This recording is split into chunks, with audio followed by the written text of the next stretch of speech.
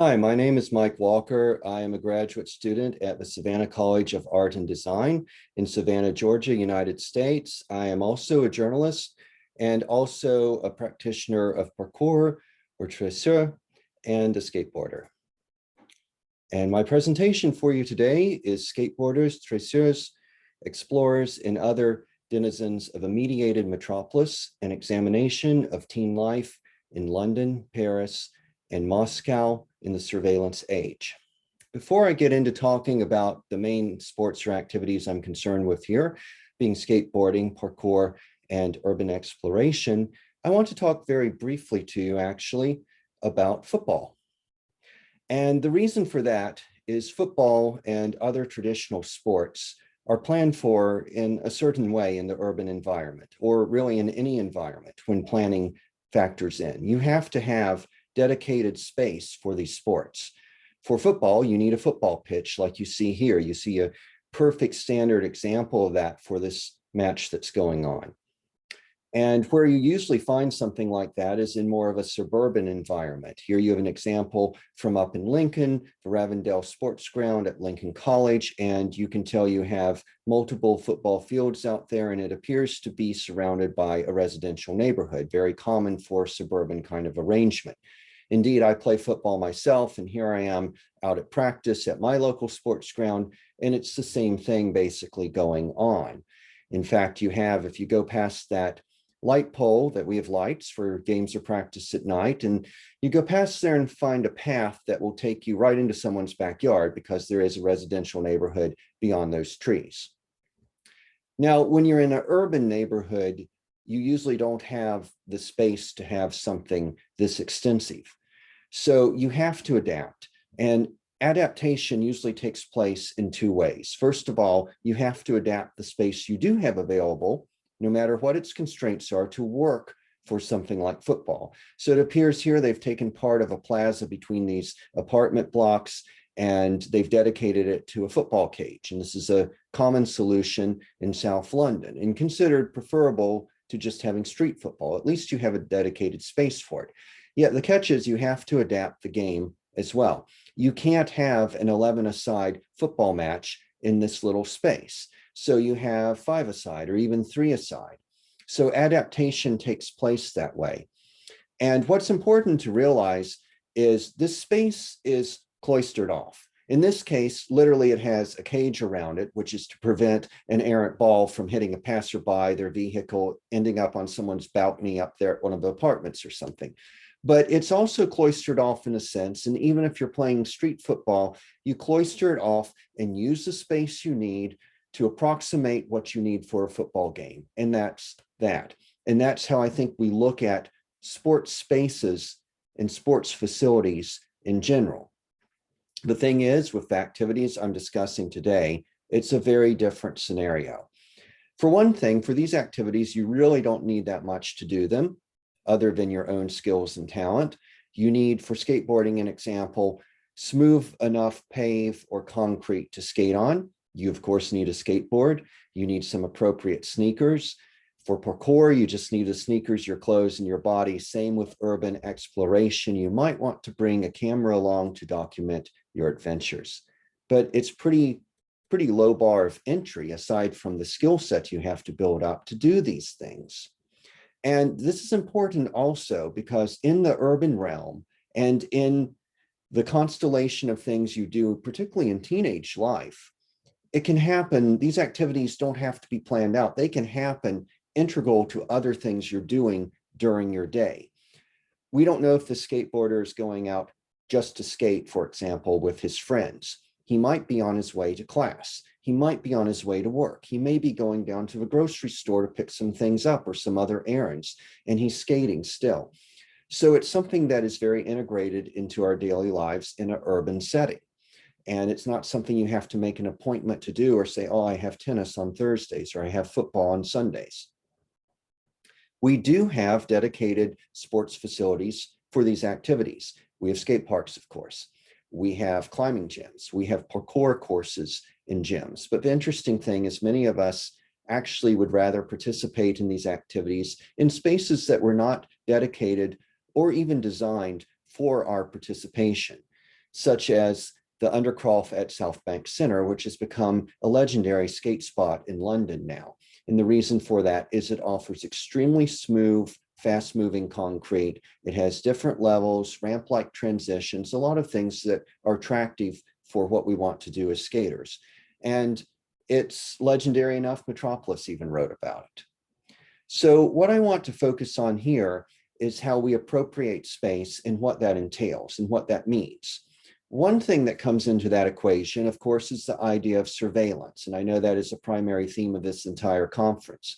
The idea of a surveillance culture normally is seen as an intrusion of state and commerce into the lives of citizens. But the other side of surveillance is self-propagation on social media. What do I mean by that? Well, the digital technology that makes that camera that is up there that I've taken a picture of atop of a building possible is the same digital technology I have in my own camera. So we are able, as citizens and as participants in the activities I'm discussing, to use photography and videography as well. It's not just in the hands of authorities. We can use it to document what we're doing. And I think that's a very important thing to say. And you don't even need a nice camera to do it. You can do it with your smartphone. Teenagers can probably afford a GoPro. The technology is inexpensive enough that it's fairly democratic and available. And other scholars have noticed this fact too. Thinking about parkour as both street and online performance, parkour consists of a local moment fundamentally concerned with the materiality of the street and simultaneously as a globally virtual discourse among millions of parkour actors. And what she's talking about here, of course, is say we're in London and we're out doing parkour and someone films it. He takes it home, uploads it to his YouTube or to his Instagram, and it is immediately available to people in Paris, people in Moscow, people in New York, Toronto, all around the world. Millions of parkour actors can access that if they so desire. And they not only can watch it or look at the photographs, they can comment, they can tag people, they can interact with it. And that does create truly a global community. It's a virtual community, but it's something that takes these sports that once were on the edges or fringes and makes them very cohesive in a meaningful way. That brings me to my concept of what I call the beginning user. All of us who are involved in design professions, of course, know what an end user is. End user is the person that we design the program of usage in our buildings or spaces to accommodate. But you know, the architect, designer, or planner is planning the space, and the contractors actually build it and create it. And then at the end of that, hence the term end user, comes along the person to use the space. Why I have decided there's a beginning user is those of us engaged in things like skateboarding, urban exploration, parkour, want to write our own program. We don't want someone else necessarily designing it for us. We want to be creative. We want to be involved in design, even if what we're doing is transitory, it's not permanent, but we want to be participating in what is a creative output that has something to do with that built environment.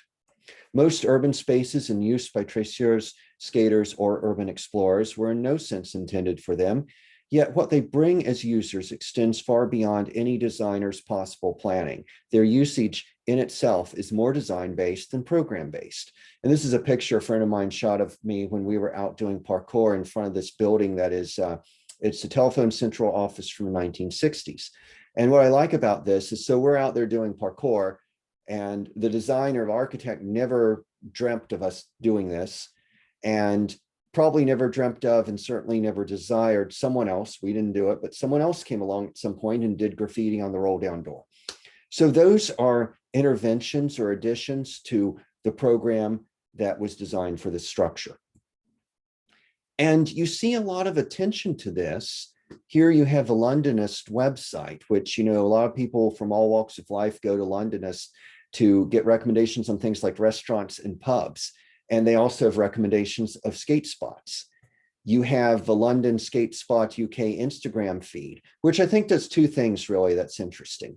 It provides short clips, videos, or what we call edits of people skateboarding at these different London area skate spots.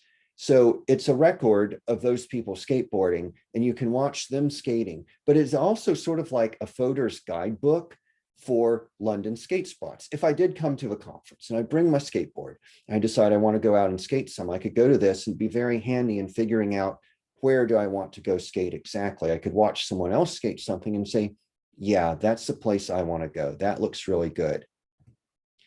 When you have a city the size and with the extensive, lengthy history of London or Paris or Moscow and many others, global tier cities, you have so much diversity. In this picture alone, you probably have structures going back to the time of Wren or Hawksmoor. You have structures from the period much more recent of people like Frank Gehry, Nick Grimshaw, and Zaha Hadid. You have all kinds of materials. You have differences in scale, differences in utilization, differences in typology, differences in traffic patterns and types of traffic, integration of green space in various ways. And all of this is a setting for so many different programmatic types.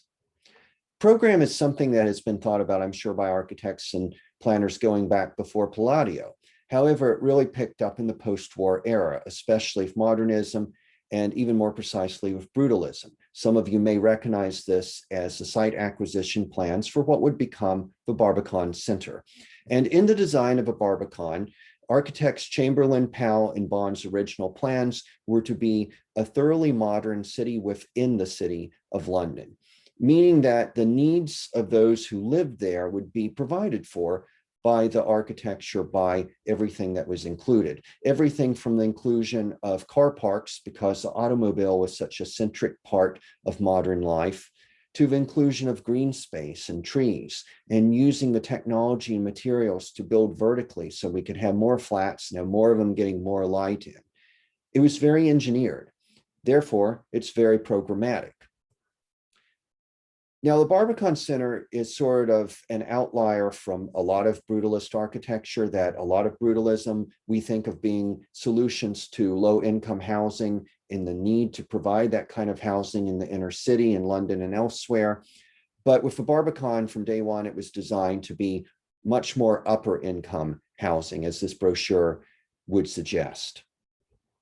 But in any case, we may look at brutalism now and think it looks very cold and maybe even robotic, sort of Blade Runner type stuff. But you look at how it was marketed at the time, and the concept was, yes, we're using those materials and those technologies to give you everything you could want in your flat. But you can take the lift down however many floors, walk out that doorstep, and have a picnic. You have this beautiful green space as well. And all this is about program. Not every program can be planned for, and some do go sort of aside or sideways from what you're planning if you are the architect or planner, and that is certainly reflected in retrospective literature and scholarship of a brutalist movement. A lot of it does concern brutalism and its association with lower income housing and how those solutions worked or did not work, or it looks at the tectonics and the materiality of the structures. But when you have something like parkour come into this kind of environment, it is an ideal environment for a program we bring forth in parkour. To the point, I'm happy to say, that parkour is no longer on the fringes at the Barbican, but is actually in the program of sponsored events, that the Barbican Center now, as part of its cultural offerings, along with concerts and art gallery shows and such, has parkour contests and exhibitions. And that's something officially sponsored. When we look at the social media of the young athletes I'm talking about, I want you not only to think of them as practitioners of these activities or even as athletes, but what they are creating for themselves. We create something every time we do a flip or drop in parkour, every time we ollie over something, no matter how big or small in skateboarding, every time we find something new to explore in urban exploration. But we're also creating in our documentation, whether it is a skateboarder in Moscow here, or an urban explorer in London, or a skateboarder who is in Paris. And I really like this guy, Kid Lohan's Instagram feed, because it's not just him and his friends skateboarding, but their entire lives, their sense of fashion and style, the places they like to go for lunch. It's being young in Paris is really what it's about. I want to leave you with the idea once again of program and the beginning user. These are young people. I'm a bit older. Some practitioners of these sports are a bit older, but let's focus back to the teens. They're young people. And what opportunities in the urban environment do they have to create? One such opportunity is certainly through these activities. And you look at something like this sketch I did of another great world city, San Francisco. I did this from a rooftop of a building on Market Street and looking down over the central part of a city in the financial district. You only have one block, Union Square, right there in the center, one block of open space. You have some great parks other places in San Francisco, but one block here to accommodate open urban space. The rest is so built up. And think about that and think about being young in that space and how people still can be creative through their motion in that space. They are creating programs just as much as anyone who is an architect or any kind of designer. Here are some references and things that inspired me in my own work. One thing that's great about a video presentation is you can pause it and go and read over this if you so desire. But the foremost reference or work that I want you to pay attention to is that first one, which of course is Walter Benjamin's Arcades project. And the reason that this is so important, I think, is, it is a seminal work we're all aware of in the type of studies we do now, but it was revolutionary for its time because he was looking at those little micro details and how they were cohesive together in the new urban environment. And that's what I want all of us to think about. I want us to think about how young people, through their creativity and through their physical motion and desire for that motion, are also creating in that environment. Thank you.